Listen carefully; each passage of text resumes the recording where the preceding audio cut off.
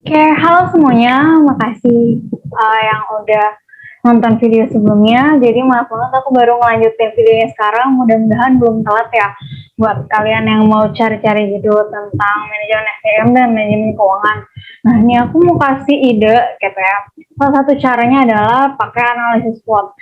Analisis SWOT itu apa? Jadi analisis SWOT itu merupakan evaluasi gitu kan, menentukan strategi pemasaran, strategi perusahaan dengan cara um, mencari gitu kan dari faktor-faktor kekuatan perusahaan, kelemahan perusahaan, terus juga kesempatan dan juga ancaman yang ada di luar sana tentang perusahaan gitu.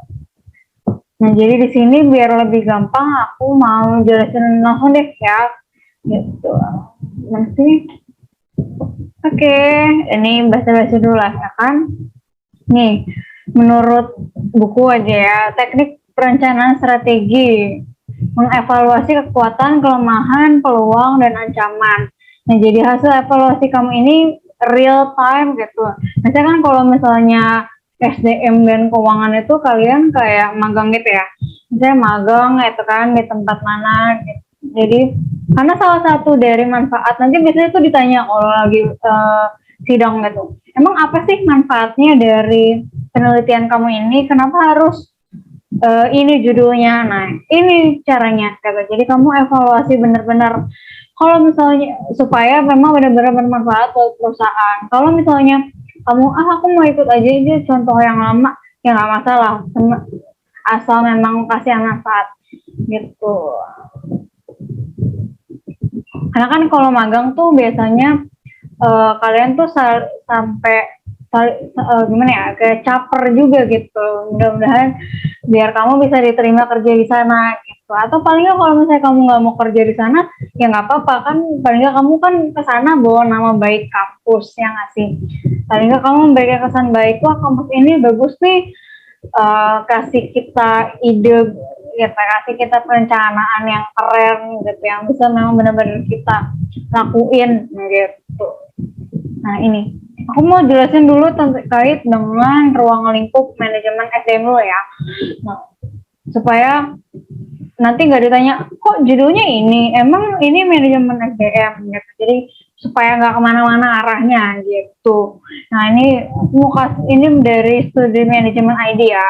Nanti kamu bisa cari ruang lingkup manajemen SDM, studi manajemen ID. Ini juga PPT-nya nanti aku bakal kasih taruh di Google Drive kali ya, biar kalian bisa akses dengan mudah. Nah, ini ada 3 utama yang bisa kalian bahas kalau kalian mau ngambil manajemen SDM.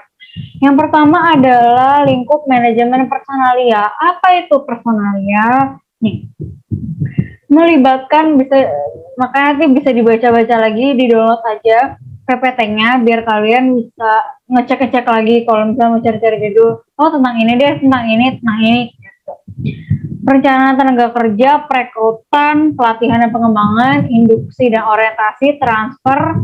Transfer tuh biasanya dari cabang Jakarta ke cabang Bandung, misalnya kayak gitu. Biasanya kalau yang perusahaan-perusahaan gede kayak bank gitu, misalnya tuh direkturnya dari Bandung, terus nggak direktur, kepala cabang misalnya. Kepala cabang yang kecil terus pindah ke kantor cabang utama di Jakarta, misalnya kayak gitu. Promosi, nah kompensasi PHK dan pengurangan dan produktivitas karyawan, pokoknya seputar kayak gitulah. Nah, yang kedua adalah lingkup kesejahteraan karyawan. Nah, ini fasilitasnya nih, layanan medis dan lain-lain. Bisa misalnya contohnya pengaruh tunjangan terhadap loyalitas karyawan misalnya. Apakah dengan dikasih BPJS lengkap, ada asuransi kecelakaan, ada asuransi swasta, oh lengkap banget ya pokoknya, tunjangan 2 kali misalnya, tiap bulan itu gajian 14 kali misalnya gitu, ada THR sama Idul Adha misalnya dikasih juga misalnya gitu. Apakah dengan kayak gitu istilahnya karyawan tuh jadi netap gitu, karena atau misalnya tadi selain loyalitas apa ya, kepuasan karyawan, nah itu juga bisa dari kamu ngebahas tunjangan ini satu. Nah, ini yang terakhir adalah hubungan industri. Nah, kalau hubungan industri ini Ini agak sensitif ya. Misalnya kalau ada masalah gitu, terus ada PHK besar-besaran misalnya, terus bagaimana serikat pekerjanya kayak gitu. Kalau kamu orangnya berani katanya, oh nggak apa-apa mau ngambil ini, diskusi dulu sama dosen pembimbing kamu apakah, karena kan agak sensitif, takutnya nanti jangan ini lagi deh, jangan ngambil lagi nih tempat magang dari kampus ini nggak sopan banget misalnya, kita nggak suka nih gitu, karena kan kalian biasanya kasih proposal dulu ya sebelum magang, ada proposal magang gitu, apa kira-kira saya mau ngambil judul seperti ini dalam ruang lingkup ini, kira-kira boleh nggak sama perusahaan gitu. Ada perusahaan yang memang biasanya banyak masalah mulu deh gitu sama karyawan gitu, nah dia pasti kan agak nggak, jangan deh yang lain deh gitu, saya nggak mau deh kalau misalnya bahas itu, boleh nggak bahasnya yang lain gitu. Jadi konsultasiin sama perusahaannya juga gitu ya, soalnya apakah boleh kalau misalnya mengambil hubungan industri ini, karena biasanya kan perselisihan misalnya gitu kan, hubungannya sama staf legalnya misalnya kayak gitu. Nah ini adalah get lanjut next ya. Ini kenapa ditutupin lock begini sih? Ya udahlah. Oke, selanjutnya adalah ruang lingkup manajemen keuangan. Ini kan takutnya kalian lupa ya, jadi aku ingetin sedikit loh. Nah, yang pertama adalah kalau mau ambil keuangan nih, ada 3 nih. Yang pertama adalah keputusan investasi. Nah, ini evaluasi resiko, biaya modal, terus juga rasio keuangan, kayak gitu kan, kayak apa sih namanya, likuiditas, yang kayak gitu-gitulah pokoknya. Selanjutnya adalah oh ini investasi, jadi lebih ke iya benar, likuiditas tuh ini ya, dicek lagi di bukunya ya, manajemen keuangan, aku juga takutnya agak-agak lupa. Ini kan contohnya dari si jurnal ID nih, siapa tahu ada banyak ide-ide lain, karena aku nggak tertarik sama sekali sih ke manajemen keuangan, jadi agak bingung juga kalau jelasin, tapi aku berusaha untuk mencari informasi buat kalian supaya memudahkan kalian yang mengambil manajemen keuangan nih.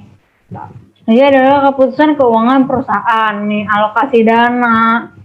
Nah ini sebenarnya kalau keuangan agak sensitif ya, apalagi kalau misalnya kalian akuntansi gitu, ngambil pajak misalnya, Bu ini pajaknya bayar nggak tiap bulan misalnya gitu.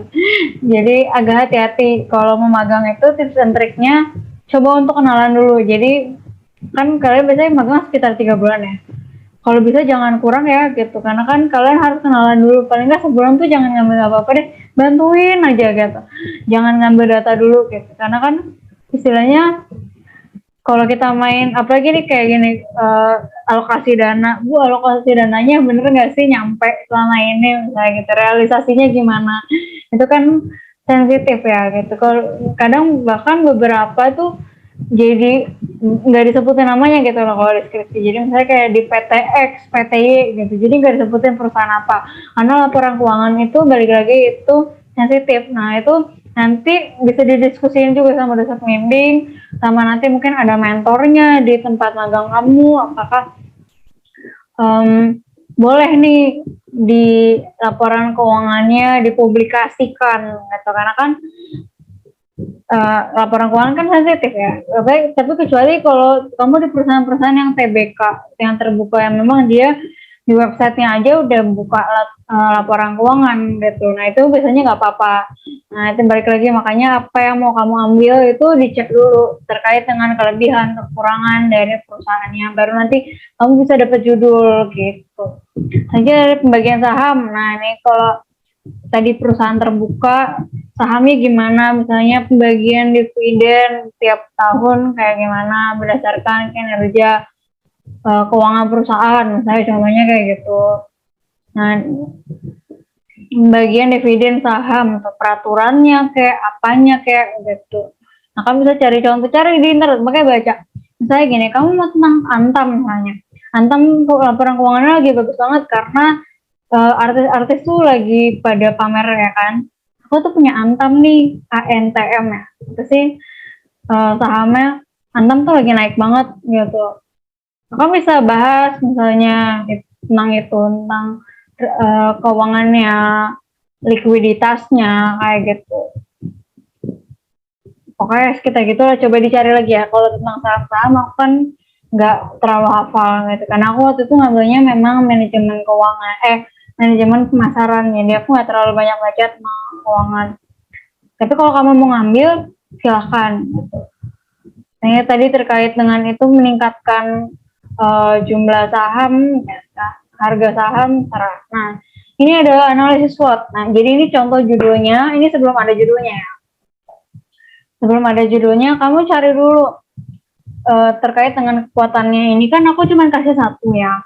Kalian bisa cari sekitar 3 atau 4 lah, gitu, sampai akhirnya menentukan judul gitu. Nah, di sini kekuatannya adalah kemampuan menyaring tenaga kerja dengan mudah karena pakai sistem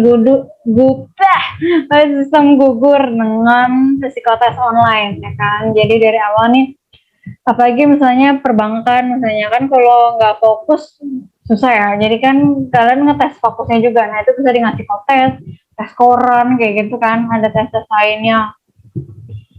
Nah, tapi online ini apa kekurangannya? Kekurangan adalah kejujuran peserta tes. Bisa jadi dijokiin kayak gitu kan.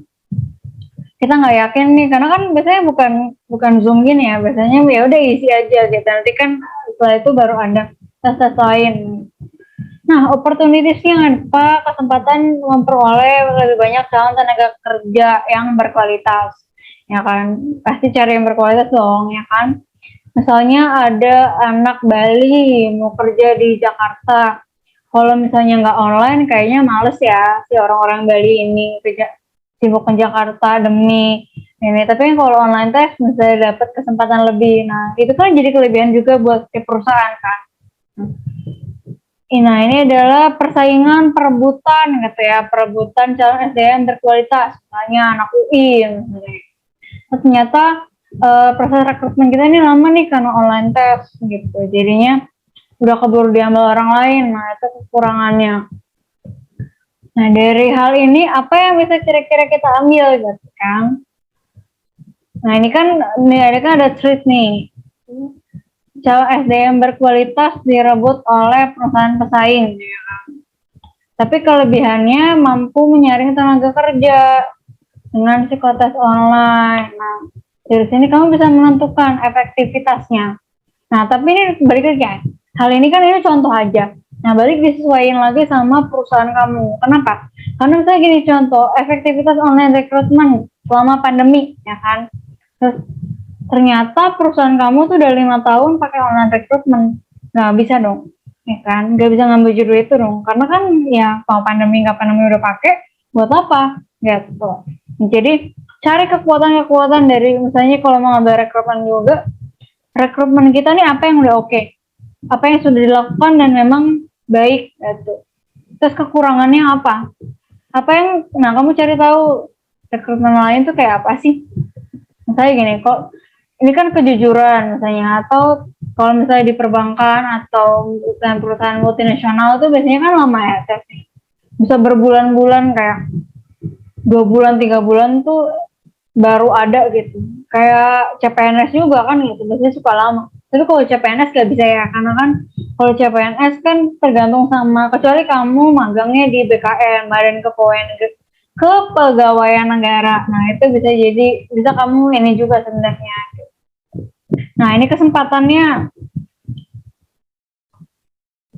Jadi itu bisa gini, misalnya contoh, ini kan yang diambil adalah kekuatan dan juga ancaman, ya kan? Ancamannya kan ini keburu diambil orang, tapi online test nih efektif gitu. Jadi gimana caranya bisa dapat kinerja karyawan yang baik, ya kan? Tapi ada kelemahannya nih, ya kan? Takut keburu diambil orang. Nah, gimana caranya supaya online recruitment ini efektif? Nah, dapatlah kamu judul efektivitas online rekrutmen terhadap kualitas kinerja karyawan di PTX. Nah, ini sesuai nanti sama PT kamu, PT tempat perusahaan lah, perusahaan tempat magang kamu. Nah, makanya saran aku kalau mau ngambil magang, nggak usah di perusahaan yang terlalu gede, karena kalau perusahaan terlalu gede lebih kompleks. Jadi kamu ngasih idenya tuh susah, karena dia udah ngelakuin semuanya gitu. Bahkan orang bisnis development itu udah keren banget deh istilahnya gitu. Jadi kamu ngambil judulnya agak susah karena kan udah udah bagus gitu. Jadi apalagi yang mau dicari-cari masalahnya gitu. Tapi kalau misalnya, oh karena aku mau di sini gitu, karena aku mau nantinya kerja di sini, mau di perusahaan besar ini, ya boleh juga. Kelihatan nggak sih kayak kecil. Nah, gini ya. Oke lanjut. Nah ini untuk yang keuangan. Nah ini adalah rasio keuangan. Ini kelebihannya ya. Rasio keuangan sama pandemi mengalami peningkatan. Nah, tapi kekurangannya adalah kemungkinan selama pandemi ini bisa aja turun karena orang-orang yang ngutang nggak bisa. Biasanya kan kalau KPR gitu ya, yang aku tahu ya, selama pandemi ini memang kita ada bonus-bonusnya kan, ada pemotongan gitu, karena kan harus ada rasa kasihannya juga gitu kan gitu selama pandemi ini.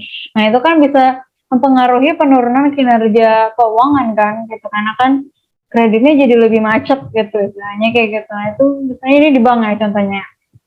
Nah kesempatannya apa? Pengetahuan nasabah tentang produk investasi misalnya.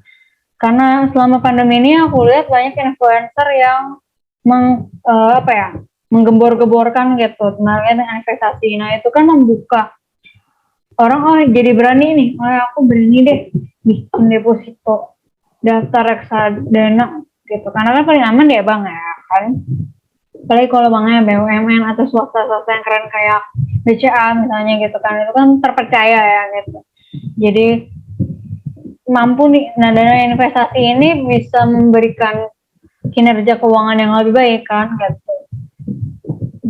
Ancamannya kemungkinan pengambilan dana investasi nasabah karena kebutuhan dana akibat pandemi. Misalnya sebelumnya nasabah tuh punya deposito misalnya, tapi aduh aku kayaknya mau berhenti deh, nggak lanjutin lagi. Misalnya dia udah daftar sekitar 3 bulan, biasanya lanjut terus, tapi sekarang butuh uang nih gitu karena lagi pandemi, jadi adanya penarikan investasi. Nah itu kan menurunkan kinerja karyawan.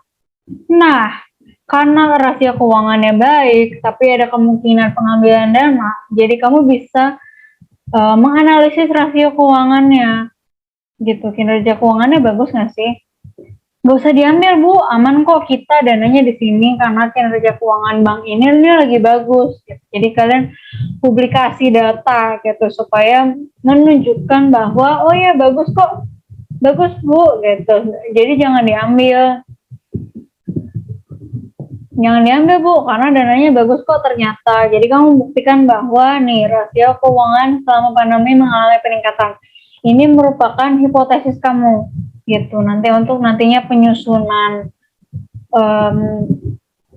skripsi bingung. Katanya nih rasionya baik, bener gak sih? Jadi analisis rasio keuangannya bisa terhadap kinerja keuangan, bisa tentang peningkatan produk investasi, bisa kepercayaan nasabah terhadap investasi, atau kalau ini kan tadi ini sama ini kan. Nah jadi itu bisa kamu cari dua gitu. Misalnya kekuatan sama kekurangan. Jadi dia saling melengkapi gitu. Punya kekuatan apa, memperbaiki kelemahan apa. Jadi menutupi kelemahan dengan kekuatan gitu. Keren banget ya kesan. Nah, gitu. Jadi bisa contohnya analisis analisis rasio keuangan terhadap kinerja keuangan, atau terhadap kepercayaan apa sih bahasanya, pokoknya pembuatan gitu ya, pendaftaran produk investasi misalnya, saya peningkatan investasi nasabah dengan rasio keuangan yang baik gitu lah pokoknya. Nanti deh kata-katanya susun sendiri, intinya kayak gitu. Jadi bisa dari sini ke sini, sini ke sini, sini ke sini gitu. Jadi kalian mix and match dari 4 ini gitu untuk menentukan judul apa yang kira-kira oke, yang bisa masuk, bisa kalian buat jadi judul lah gitu. Karena kan intinya dari skripsi itu adalah memberikan manfaat yang baik terhadap dirimu, terhadap pembaca, dan juga terhadap perusahaan. Jadi bisa jadi bahan evaluasi. dengan hipotesis yang ada. Nah, ini adalah hipotesis kamu. Benar gak nih pandemi ini bagus? Itu sumber dari mana? Dari sumber sekunder, dari laporan keuangan yang ada. Bisa juga wawancara dengan tim investasinya, tim keuangannya, auditornya, misalnya gitu.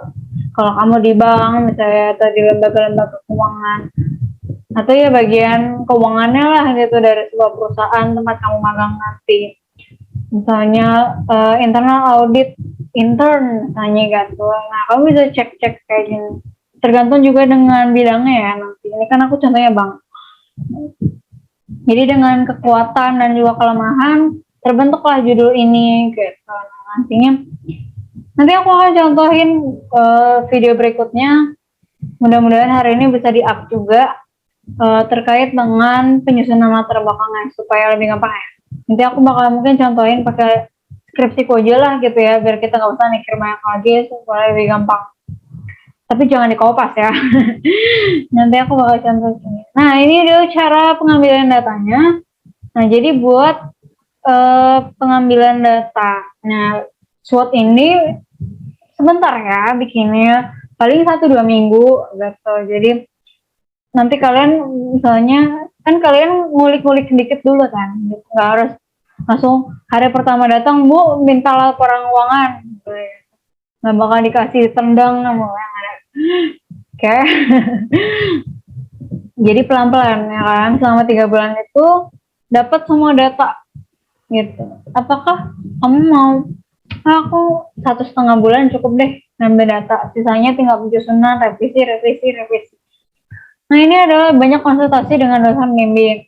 Nah, tadi kan SDM dan keuangan ini namanya kamu magang, banyak judul-judul yang sensitif ya, yang mungkin kemungkinan nggak boleh lah gitu sama perusahaan, misalnya nggak dipublikasi. Apakah bisa nanti judulnya ya udah nanti judulnya nama perusahaannya nggak usah dikasih tahu, atau ganti deh jangan ambil itu karena kan kita jaga nama baik kampus misalnya gitu. Nah, jadi bisa konsultasi juga sama pembimbing supaya judulnya dapatnya lebih bagus lah gitu, dan tapi tetap efektif memberikan manfaat pada perusahaan kamu.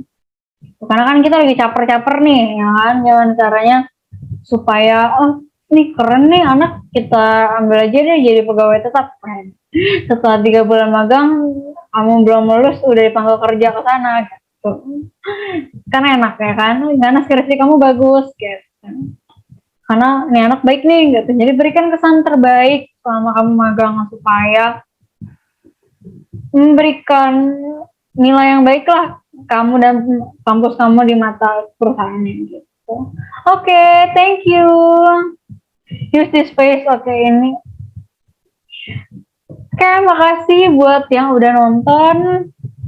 Segini dulu. Nanti aku akan bikin cara untuk ngerjain latar belakangnya. Mungkin manajemen pemasaran aja ya yang aku pakai. Nanti kalian bisa tinggal ini aja lah, sesuaiin gitu. Karena kan yang penting adalah caranya, cara pengambilan datanya, cara pengambilan penyusunan, gimana caranya biar rapih ya kan. Semuanya tuh ada gitu dan efisien buat kamu. Oke, segitu dulu videonya. Makasih yang nonton, mudah-mudahan bermanfaat. Semoga lancar skripsinya, sidangnya aman ya kan. Mudah-mudahan dapat dosen pembimbing kalau belum dapat, atau dosen pengujinya yang baik yang cuma nanya yang gampang lah gitu kan. Itu harapan sama mahasiswa ya. Nah, jadi mudah-mudahan ya kan kalian bisa dapat dosen pembimbing yang kayak gitu, dosen penguji yang kayak gitu. Amin. Oke, makasih, see you.